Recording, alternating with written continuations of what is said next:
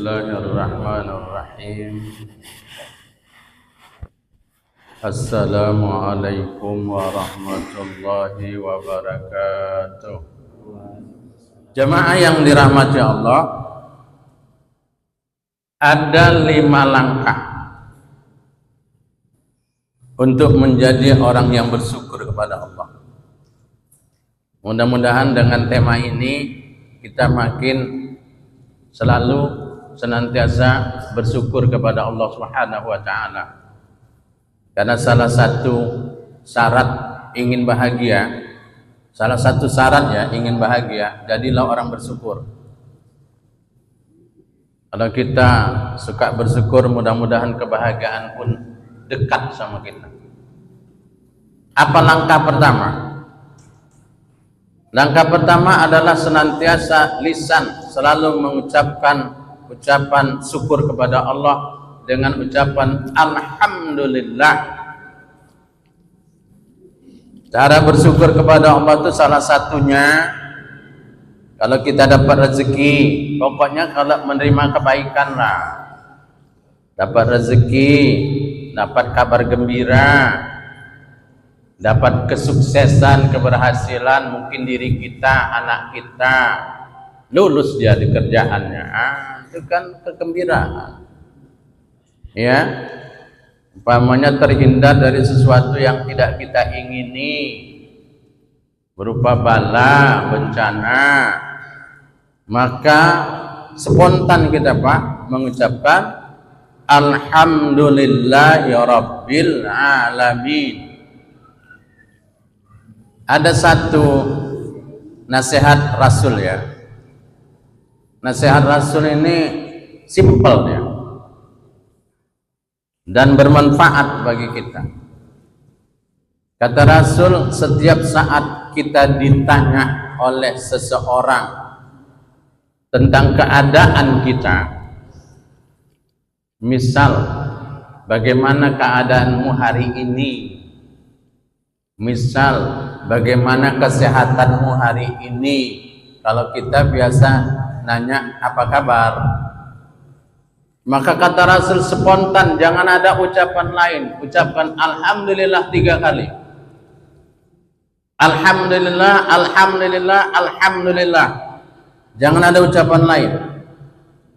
Apabila kita mengucapkan itu, maka ketika kita sedang sakit, Allah akan angkat penyakit kita, dan Allah akan gugurkan dosa-dosa kita, kesalahan kita, dan Allah akan angkat derajat kita. Tapi kalau kita ditanya gimana hari ini kabarnya, kita ngeluh, maka persoalan itu akan semakin berat, karena dia menambah beban dalam hidup kita. Jadi lisan kita biasakan mengucapkan Alhamdulillahi Rabbil Alamin. Gimana kesehatan hari ini? Alhamdulillah ya Rabbil Alamin.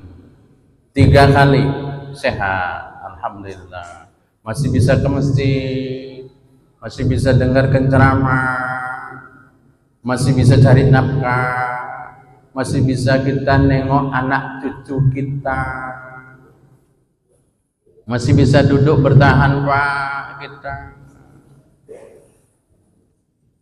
Alhamdulillah, nikmat hidup ini.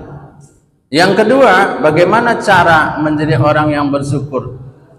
Menyadari bahwa nikmat yang diberikan Allah Subhanahu wa taala ini tak terhingga. Apa makna tak terhingga? Enggak bisa dihitung. Kalau adalah alat hitung yang canggih sekalipun, untuk menghitung nikmat Allah ini nggak mampu. Kalau digunakan alat yang canggih itu, dia ujungnya huruf E, error, nggak sanggup kita. Siapa mengatakan nikmat Allah itu tak sanggup kita hitung? Allah sendiri. Allah sendiri mengatakan, ya, bahwa nikmat Allah itu tak bisa dihitung, tak sanggup menghitung, alat manapun tak sanggup menghitung.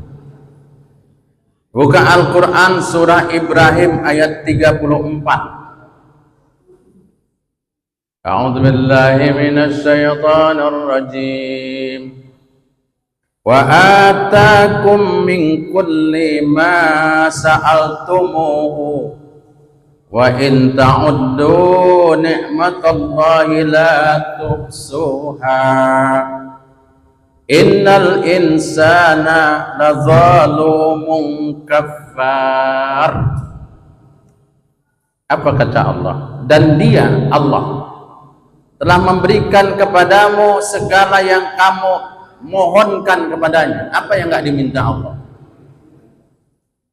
Kadang-kadang yang enggak kita minta aja dikasih.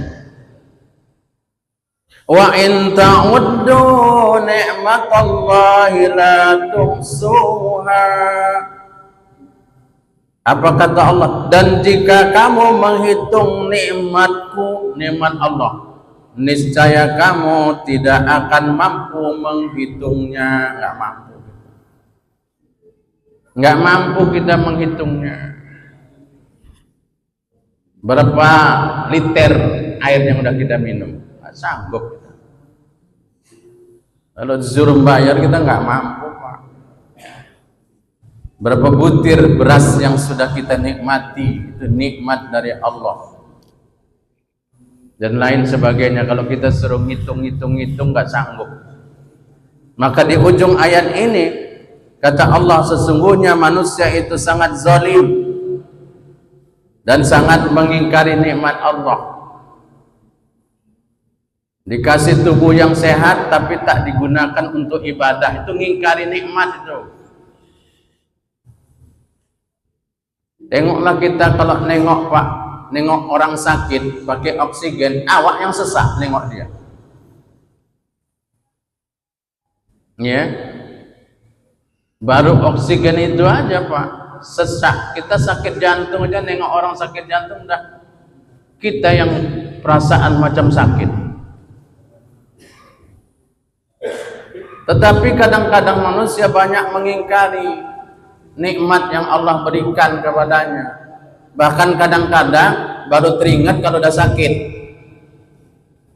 Udah sakit, udah tergeletak, nggak bisa apa-apa, baru mau berangkat ke masjid, mana bisa lagi. Udah tergeletak di rumah, udah nggak bisa apa-apa. Maka selagi masih bisa melangkahkan kaki kita ini, langkahkanlah ke masjid. Silaturahim, datangi teman-teman, saudara, kawan. Ya, ada teman bercerita, dia suka ketemu sama kawan-kawan, kawan SD, kawan SMP sekolah, kawan jualannya, kawan kerjaannya. Ya, bahkan kadang-kadang dia suka datangi. Kenapa? Saya ketika datangi teman, datangi kawan, walaupun saya sakit, hilang perasaan sakit tuh, Pak. Lupa kita sama sakit, hilang sakit. Rupanya salah satu, Pak, yang bisa menghilangkan sakit, kegembiraan. Kegembiraan itu bisa menghilangkan penyakit. Maka sering kita kumpul-kumpul, sering silaturahim sama kawan-kawan yang soleh. Mudah-mudahan kita kumpul nanti bersama mereka di dalam surganya Allah. Amin. Simple aja deh, simple deh. Tapi kalau dah menyendiri dia, Pak, penyakit itu pun datang. Nah, kering kumpul-kumpul, ya, ada majelis ta'lim, ada pengajian, ada kegiatan keagamaan, ikut. Sehat kita, jasmani dan rohani. Yang ketiga, tidak mendustakan nikmat yang Allah berikan kepada kita. Menyadari sepenuhnya semua nikmat ini yang ada sama kita ini, semuanya ini yang kita nikmati ini, yang kita rasakan ini adalah merupakan nikmat dari Allah. Itu harus kita sadari, jangan dustakan. Ini nikmat dari Allah, baik yang besar maupun yang kecil sekalipun. Ya, orang kadang-kadang melangkah itu Pak tidak mengatakan sehat karena udah tiap hari. Karena udah tiap hari, tapi ketika dia sudah dikasih penyakit sama Allah stroke, pinginnya apa? Bisa jalan. Bapak mau apa? Bisa jalan, itu aja bisa jalan. Cuman karena jalan itu udah tiap hari, orang nggak merasakan itu nikmat yang Allah berikan sama dia. Itu yang kadang-kadang manusia ini silap. Kita seandainya lubang hidung kita ditutup satu aja pun susah kita bernapas. Satu aja Pak, sakit flu aja kita.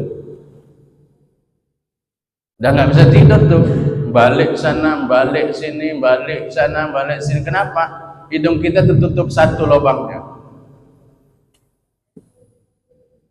Dan tentu saja nikmat-nikmat tersebut, nah ini dia catatan, harus digunakan untuk melaksanakan perintah Allah Subhanahu wa taala, untuk mencari keridhaan Allah, untuk berbuat baik, bukan sebaliknya. Durhaka sama yang ngasih. Maka kalau kita mau membuka surah Ar-Rahman, surah Ar-Rahman ini kan surah populer Pak, ya, surah kasih sayang Allah, tapi mengingatkan Allah juga, mengingatkan Allah, mengingatkan sama kita. Dalam surah Ar-Rahman, surah Ar-Rahman ini nanti dibuka surah ke-55 dia. Dalam susunan surah, ya, dia 78 ayat. Tapi ada satu kata yang berulang-ulang sebanyak 31 kali. Bayangkan Pak, surah itu ayatnya 78, tapi ada satu kata, satu kalimat yang diulang-ulang oleh Allah. Mulai dari ayat 13. A'udzubillahi minasyaitonir rajim. Wa bi ayyi ala'i rabbikuma tukadziban. 31 kali. Itu artinya bahwa separuh daripada jumlah ayat itu berbicara tentang itu. Fa bi ayyi ala'i rabbikuma tukadziban. Maka nikmat Tuhanmu yang mana yang masih kau dustakan? Ini bukan soal kebetulan atau tanpa sengaja, enggak. Tidak ada yang kebetulan. Susunan ayat itu tidak ada yang kebetulan Pak. Ini kebetulan kok berulang-ulang, enggak ada yang kebetulan. Dan tidak ditulis tanpa sengaja, semua sengaja. Apa maknanya? Allah mengulang-ulang kalimat tersebut, hikmahnya agar kita manusia senantiasa ingat bahwa tidak ada nikmat yang terlepas dari kekuasaan Allah. Itu yang perlu digarisi dalam hidup kita. Tidak ada nikmat satupun yang ada dalam diri kita tidak lepas dari kekuasaan Allah Subhanahu wa taala. Dan suatu saat Allah mampu, sanggup untuk mencabut kenikmatan yang Allah berikan kepada kita. Nikmat itu kan titipan Pak. Ini ku titipkan nikmat itu kepadamu. Satu saat nanti Pak, nikmat itu satu-satu dikurangi. Semakin usia kita bertambah, nikmat itu pun mulai berkurang satu-satu. Nanti nikmat tidur, nikmat makan, satu-satu dikurangi. Enggak macam dulu lagi. Nikmat jalan enggak kencang macam dulu. Orang kita melihat aja kadang-kadang semakin lama usia kita semakin enggak tanda sama orang kok. Itu apa maknanya? Supaya jangan banyak kali urusan kita sama dunia, maka dikurangi Allah, banyak urusan akhirat. Nah itu pertanda dari Allah. Kenapa kita kok sama dunia ini kok udah mulai kurang nampak, supaya Allah bilang jangan banyak kali urusan kalian sama dunia, karena usia kalian sudah di ujung. Porsi akhirat, kalau usia kita sudah di ujung, porsi akhirat kita lebih. Apa yang mau kita cari lagi? Ya, karena kata Nabi, usia umatku enggak jauh dari usiaku. Usia umatku itu antara 60 sampai 70 tahun. Makanya ada seorang anak kecil buta umur 10 tahun. Dia sering dibawa ayahnya karena ayahnya ingin dia menjadi penghafal Quran, padahal tunanetra, buta Pak. Matanya nggak bisa melihat tapi telinganya bisa mendengar, masih bisa ngapal. Maka ditanya orang, kenapa kamu kok umur 10 tahun belia kok mau menghafal Al-Quran? Saya ingin nanti bisa mempertanggungjawabkan hidup saya selama saya hidup saya di hadapan Allah Subhanahu wa Ta'ala. Pertanyaan kita, usia kita sudah berapa? Berapa maksimal kebaikan yang sudah kita lakukan dalam hidup kita ini? Bagaimana pertanggungjawaban kita nanti di hadapan Allah Subhanahu wa Ta'ala? Orang umur 10 tahun saja sudah berpikir, Pak, supaya dia mudah mempertanggungjawabkan hidupnya nanti di hadapan Allah Subhanahu wa Ta'ala. Nikmat yang Allah berikan kepada kita. Yang keempat, ikhlas menerima kesenangan dan menerima kesedihan. Karena hidup ini pasangannya begitu. Mereka yang senantiasa bersyukur kepada Allah, maka senantiasa akan ikhlas apapun yang Allah berikan kepadanya. Perhatikan sabda Rasulullah di dalam hadisnya, ajaban li amril mu'min, sungguh menakjubkan urusan orang beriman. In amrahu kullahu khairun, apapun urusannya baik sama mereka. Walaysa zalika walaysa zaka li ahadin illa lil mu'min, dan itu tidak didapati kecuali kepada orang beriman. In asabathu sarrahu sakara, yaitu jika ia mendapatkan kegembiraan, nikmat, maka dia bersyukur kepada Allah, dan itu baik bagi dia. Dan kata Rasulullah, wa in asabathum darra'u sabara, dan apabila dia diberikan kesedihan, musibah, ujian, cobaan, maka dia bersabar kepada Allah, dan itu juga baik bagi dia. Jadi bagi orang beriman nggak ada yang nggak baik, Pak, semua baik.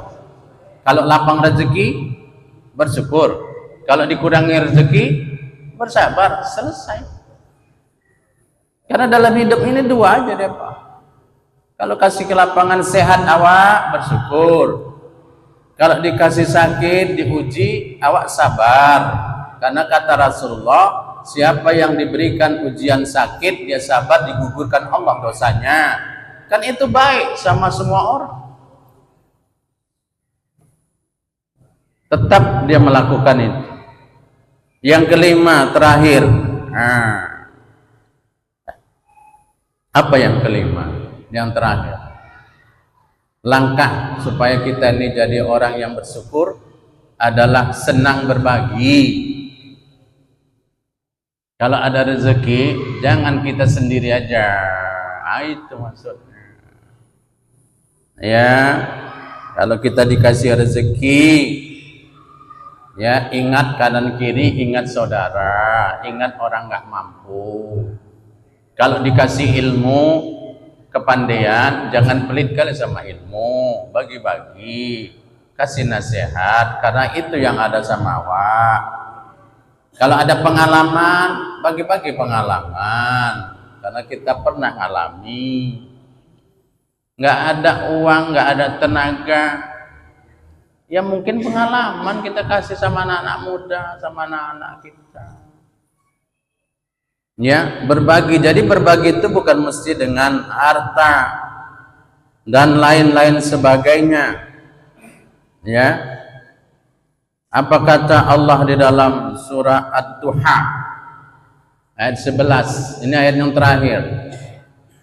Wa amma bi ni'mati rabbika fahaddis. Dan terhadap nikmat Tuhanmu hendaklah engkau nyatakan dengan bersyukur. Nah, itulah maka kita bersyukur, tasyakuran, ngundang orang itu kan tanda menunjukkan ini nikmat yang Allah berikan kepada kami. Mudah-mudahan dengan banyak kita berbagi kepada orang lain, maka rezeki kita pun dilapangkan oleh Allah Subhanahu wa taala. Ya. Dan urusan kita dipermudah oleh Allah Subhanahu wa taala. Karena orang tua kita dulu mengingatkan, ingat nak, Rasulullah sudah berpesan as-sadaqah tudfa'ul bala. Sedekah itu nolak bala, nolak sesuatu yang tak kita senangi. Artinya sedekah itu adalah sarana untuk supaya yang buruk-buruk itu tak datang, tak menghampiri dalam kehidupan kita. Tengoklah orang tua kita itu Pak, senang dia memang. Kadang-kadang Jumat, ayo ke rumah makan kita bersama, senang dia walaupun yang diundangnya itu cuma 5-6 orang. Ah, itulah senangnya mereka. Karena salah satu Pak, kalau tadi jadi orang bahagia itu dengan bersyukur, dan salah satu yang lain kalau ingin bahagia jadi orang yang suka berbagi. Jadi orang yang suka berbagi di antara satu dengan yang lain. Jangan bakhil, jangan pelit. Mudah-mudahan Allah menambahi nikmat yang ada pada kita dengan tambahan yang berlipat ganda. Ini saja tema kita. Mudah-mudahan bermanfaat, mudah-mudahan berguna. Marilah kita wujudkan rasa syukur kita dengan menggunakan nikmat Allah itu untuk mencari keridhaan Allah Subhanahu wa taala dengan meningkatkan amal ibadah dan kebaikan dalam kehidupan kita. Terima kasih, sampai bertemu kembali. Billahi taufiq wal hidayah. Wassalamualaikum warahmatullahi wabarakatuh.